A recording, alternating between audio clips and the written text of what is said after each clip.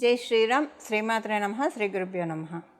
2024 సంవత్సరం ఆగస్టు మాసంలో ఆగస్టు 4వ తారీఖు నుంచి ఆగస్టు 10వ తారీఖు వరకు ఈ వారం యొక్క వార ఫలితాలు ద్వాదశ రాశుల వాళ్ళకి, అలాగే ద్వాదశ లగ్నాల వాళ్ళకి.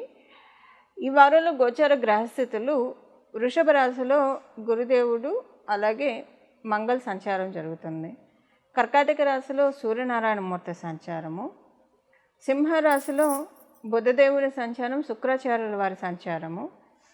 బుధదేవుడు ఈ వారం 6వ తారీఖు నుంచి, అంటే 4వ తారీఖు మొదలవుతుంది కదా ఈ వారం మనకి వేదిక్ డే ప్రకారం. 6వ తారీఖు నుంచి ఆయన వక్రగతిలోకి వెళ్తున్నారు. కన్యా రాశిలో కేతుదేవుని సంచారం ఉంది. వక్రించిన శనైశ్వరుడు కుంభరాశిలో సంచారము, అలాగే రాహుదేవుడు మీనరాశిలో సంచారము. ఈ గోచార గ్రహస్థితులలో ఏమన్నా ఒక విశిష్ట అంశం ఉందా, ఏమన్నా ఒక ప్రత్యేకత ఉందా అంటే అది డెఫినెట్గా బుధదేవుడు వక్రిస్తూ ఉన్నాడు. అది కూడా తన రాశికి 12వ రాశి అయిన సింహరాశిలో, అంటే కన్యారాశి బుధదేవుడు మిథున కన్యారాశులకు అధిపతి బుధ భగవానుడు. ఆయన ఒక రాశి నుంచి, అంటే కన్యారాశి నుంచి 1000 స్థానంలో ఆయన వక్రిస్తూ ఉన్నాడు. ఈ వారము గోచారంలో 2 గ్రహాలు వక్రగతిలో ఉన్నాయి. 6వ తారీఖు నుంచి బుధ భగవానుడు వక్రిస్తున్నాడు. ఆల్రెడీ శనీశ్వరుడు వక్రించే ఉన్నాడు. ఇదొక విశేషాంశము. ఇంకొకటి ఏంటంటే ఆయన శుక్రాచార్యుల వారితోటి కూడి వక్రిస్తూ ఉన్నారు. శుక్రబుధుల యోగం లక్ష్మీనారాయణ యోగము యాక్చువల్గా అయితే, బట్ ఆయన శుక్రాచార్యుల వారితోటి ఉండి వక్రించడము ద్వాదశ రాశుల వాళ్ళకి ఎలాంటి ఫలితాలను ఇస్తుంది, ఈ విషయాలు మనం తెలుసుకుందాము. అలాగే ఈ వారంలో ఇంకొక విషయం నేను చెప్పాలి. మీ జన్మజాతకం కనుక బాగా ఉంటే గోచారంలో ఫలితాలు బాగోలేదు అని వచ్చినా సరే, ఏ విషయంలో అయినా అది మీ జన్మజాతకం కవర్ చేసేస్తుంది, ఇబ్బంది ఉండదు. ఇప్పుడు మీ రాశి, మీ లగ్నం మీకు తెలిస్తే, మీ రాశి యొక్క ఫలితాలు మీరు తెలుసుకున్నట్లు, మీ లగ్నం ఏ రాశిలో పుట్టిందో, మీరు పుట్టినప్పుడు ఏ లగ్నమైనా అది కూడా తెలుసుకోవడానికి ప్రయత్నించండి. దీనివల్ల అంటే ఆ రాశి యొక్క ఫలితాలు కూడా తెలుసుకోండి. సో అక్కడ ఏంటంటే మీకు రెండిట్లో కలిపి యావరేజ్, ఒకవేళ బాగుంటే ఇంకా బాగుంటుంది, బాగోకపోతే మామూలుగా బాగోదు, ఒక దాంట్లో బాగుండి ఇంకో దాంట్లో బాగోకపోతే అది యావరేజ్గా వెళ్తుందని మీరు ఇక్కడ అర్థం చేసుకోవాలి. ఏదైనా మీ జన్మజాతకంలో బాగా స్ట్రాంగ్గా ఉంటే గోచారంలో ఒకవేళ బాగోకపోయినా అవయోగాలున్నా మిమ్మల్ని పెద్దగా ఇంపాక్ట్ చేయదు. మీ జన్మజాతకం బాగా స్ట్రాంగ్గా లేకపోయి ఇబ్బందులు పడుతుంటే గోచారం కాపాడేస్తుంది కూడా ఒక్కొక్కసారి. ఈ గోచారంలో మీ రాశి యొక్క ఫలితాలు ఎలా ఉన్నాయో ఈ వారం మనం తెలుసుకుందాం. కన్యారాశిలో పుట్టిన వాళ్ళకి, కన్యా లగ్నంలో పుట్టిన వాళ్ళకి ఈ వారం మొదటి 2 రోజులు ఆర్థికంగా చాలా బాగా ఉంటుంది. ఆర్థికంగా బాగా ఉంటుంది, అయితే డబ్బు ఖర్చు కూడా వస్తూనే ఉంటుంది. ఇప్పుడు మీకు డబ్బులు బాగా వస్తున్నాయి అని అనుకుంటే దానికి తగ్గట్టు ఖర్చు కనిపించేస్తుంది అన్నట్లు ఉంటుంది. బట్ హ్యాపీనెస్ అయితే మీకు చాలా బాగా ఉంటుంది. మీ తండ్రి గారికి సంబంధించి కొన్ని ఖర్చులు జరుగుతాయి. సపోజ్ మీకు తండ్రి గారు లేకపోతే తండ్రికి సంబంధించిన తండ్రి సమానమైన వాళ్ళకి ఏదన్నా హెల్త్ పరంగా ఇబ్బంది రావడము, లేదంటే వాళ్ళకి ఏదన్నా ఒకవేళ హెల్త్ పరంగా ఇబ్బంది కాకపోతే కనుక ఇంకా మీకు ఏదైనా ఒక చిన్న ఖర్చు వచ్చే అవకాశం ఉంటుంది ఇది. అలాగే ఇంకొకటి ఏంటంటే ఈ వారము మొదటి 2 రోజులు మీకు చాలా, అంటే మనసు చాలా ప్రశాంతంగా ఉంటుంది, ఫైనాన్షియల్గా చాలా హ్యాపీగా అనిపిస్తుంది. ఈ వారం మధ్యలో 2 రోజులు, అంటే 6, 7, 8 తారీఖులు మంచి సమయమే, శుభ సమయమే. అయితే ఒక్క విషయంలో మీకు కొంచెము ఇబ్బంది అనిపిస్తుంది. ఆ ఒక్క విషయం ఏంటంటే మీ నేబర్స్ తోటి మీకు కొంచెం చిక్కులు వచ్చే అవకాశం ఉంది. సో మీ నేబర్స్ తోటి మీరు కొంచెం జాగ్రత్తగా ఉండాలి. మీ నేబర్స్ తోటి ఎలాంటి కమ్యూనికేషన్స్ ఈ మధ్యలో పెట్టుకోకపోవడం మంచిది. అంతకుముందు మీరు చేసిన కమ్యూనికేషన్కి సంబంధించిన ప్రాబ్లం ఏదైనా ఇప్పుడు అరైజ్ అయ్యే అవకాశం కూడా ఉంది. సో మీ నేబర్స్ తోటి, ఒకవేళ ఉద్యోగస్తులు అయితే మీ కొలీగ్సే మీ నేబర్స్, ఒకవేళ వ్యాపారస్తులు అయితే కనుక మీ క్లయింట్సే మీ నేబర్స్ కింద ఇక్కడ భావించండి. ఒకవేళ ఇదేం లేకపోతే కనుక మీరు సీనియర్ సిటిజన్ అయినా, హోమ్ మేకర్స్ అయినా మీ చుట్టూ ఉన్న వాళ్ళు మీ నేబర్స్. ఈ కొంచెం ప్రాబ్లం వస్తుంది, బట్ అది సెటరైట్ అయిపోతుంది. బట్ అది సెటరైట్ పూర్తిగా అవుతుందా లేదా పార్షియల్గా సెటరైట్ అవుతుందా అన్నది మీ జన్మజాతకాన్ని బట్టి, మీ జన్మజాతకాన్ని అనుసరించి ఆధారపడి ఉంటుంది. సో దీని నుంచి బయటికి రావడానికి అసలు ఇవన్నీ ఎక్కువ చూడకుండా ఉండడానికి మనం ఇప్పుడు రెమెడీ చెప్తాను లాస్ట్లో, అది చేసుకోండి, అప్పుడు మేజర్ ప్రాబ్లం కాకుండా ఉంటుంది. అలాగే ఈ వారం చివరిలో మీకు తెలియకుండానే అంటే లోపలికి అన్నిటి నుంచి డిటాచ్ అయిపోతారు. సో ఒక రకమైన ఆలోచన మీలో వస్తుంది, ఏది కూడా ఈ సృష్టిలో, ఈ ప్రపంచంలో ఏది కూడా పర్మనెంట్ కాదు, ఎక్కువగా దేని గురించి ఆలోచించకూడదు అని చెప్పి ఒక రకంగా మీకు మీరే ఒక ఐసోలేషన్ మోడ్లోకి వెళ్ళిపోతారు. ఒక లాస్ట్ చివరి 2 రోజుల మటుకు వీలైనంత వరకు మిమ్మల్ని మీరు అందరితోటి దూరంగా ఉంటారు.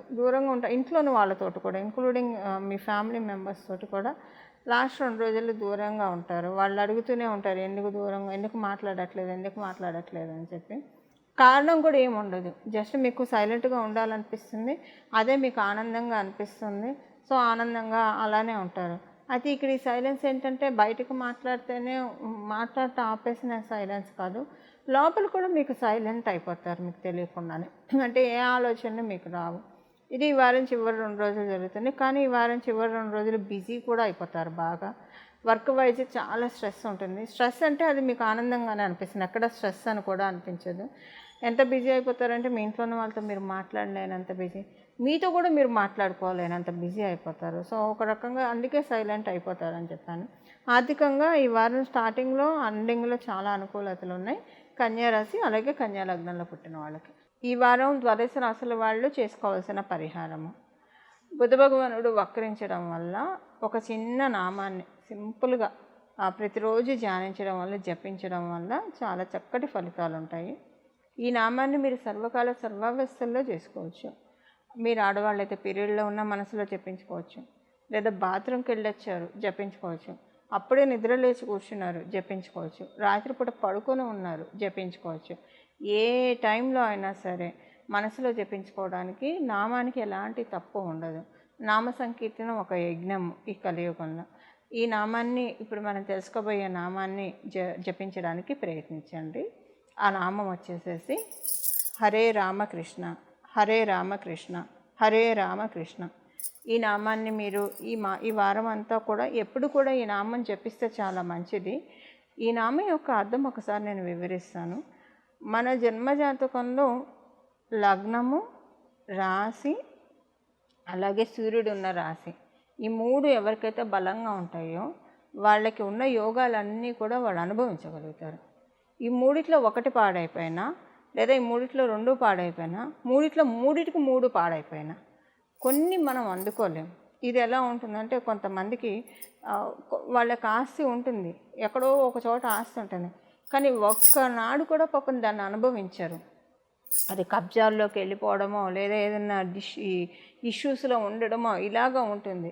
ఉండి ఉపయోగం లేదు, లేకపోతే కనీసం మనశ్శాంతంగా ఉండేది లేదు అన్న బాధ ఒకటే ఉండేది. ఉండి అనుభవించలేకపోతున్నందువల్ల ఇంకా బాధ ఎక్కువగా ఉంది. అంటే ఇది జస్ట్ మీకు ఎగ్జాంపుల్కి అర్థం అవ్వడానికి మాత్రమే చెప్తున్నాను. సపోజ్ ఎవరికైనా షుగర్ ఉందనుకోండి, వాళ్ళ ఇంట్లో అసలు వాళ్ళకి కొనుక్కునే స్తోమత చాలా ఎక్కువగా ఉంటుంది, వాళ్ళ ఇంట్లో అన్ని స్వీట్స్ ఉంటాయి, కానీ తినగలరా చెప్పండి, తినలేరు. సో అంటే మీకు ఎగ్జాంపుల్గా అర్థం అవ్వడం కోసమే చెప్తున్నా. ఎప్పుడు ఇలాంటివి తటస్థిస్తాయి? లగ్నము, చంద్రబలము, సూర్యబలం, ఈ 3 ఎవరికైతే బ్యాలెన్స్డ్గా ఉండవో, ఎవరికైతే ఇంబ్యాలెన్స్గా ఉంటుందో వాళ్ళకి ప్రాబ్లమ్స్ వస్తాయి. అందుకని లగ్నాన్ని, చంద్రబలాన్ని, సూర్యబలాన్ని పెంపొందించుకోవాలి. అలా పెంపొందించుకోవాలంటే హరే రామకృష్ణ ఈ నామం అత్యద్భుతంగా పనిచేస్తుంది. హరే అని జపించడం వల్ల మనకి లగ్న శుద్ధి కలుగుతుంది. రామ అని జపించడం వల్ల చంద్రబలం పెరుగుతుంది. రామ అని జపించడం వల్ల సూర్యబలం పెరుగుతుంది. అంటే సూర్యనారాయణమూర్తి ఏ రాశి ఉంటే ఆ రాశి బలోపేతం అవుతుంది. కృష్ణ అనడం వల్ల చంద్రబలం పెరుగుతుంది. లగ్నం సూర్యచంద్రుల బలం పెరగడం వల్ల జాతకంలో ఉన్న అన్ని యోగాలు మనకు అనుభవయోగ్యంలోకి వస్తాయి. అనుభవయోగ్యంలోకి రానివి ఎన్ని ఉంటే ఏం ఉపయోగము?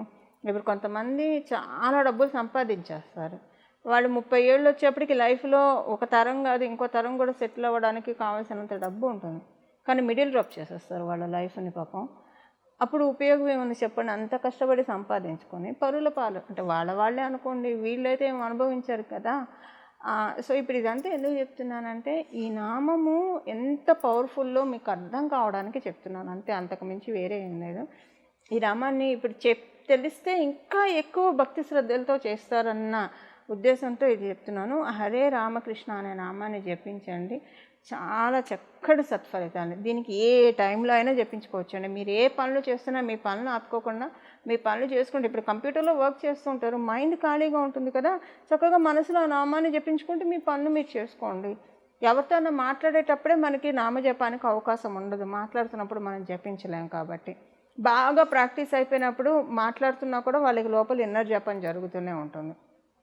అలా అందుకే వీలైనంత వరకు మౌనాన్ని పాటించమని మన పెద్దలు చెప్తూ ఉంటారు, సాధువులు అవే చెప్తూ ఉంటారు, మన ఋషులు కూడా అదే చెప్పారు. సో ఇన్నర్ జపం చేస్తూ ఉంటే చాలా మంచి ఫలితాలు వస్తాయి.